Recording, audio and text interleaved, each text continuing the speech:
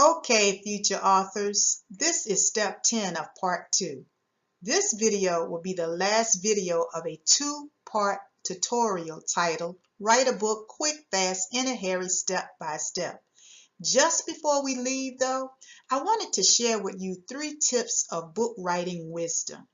Now, these words of wisdom only relate to self-publishing. So if you self-publish, number 1, be sure you perform a thorough research and clear examination on your self-publishing company. For instance, be sure you understand their royalty payment process and ask them to explain their percentage rate.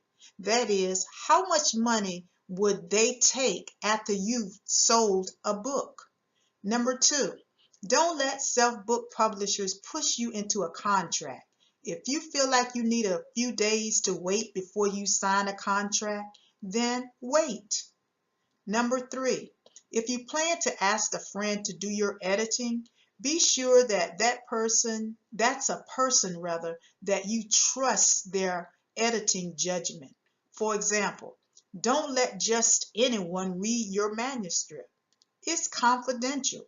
Plus, be ready for the person's professional constructive criticism relating to your manuscript. And whatever you do, don't take their feedback personal.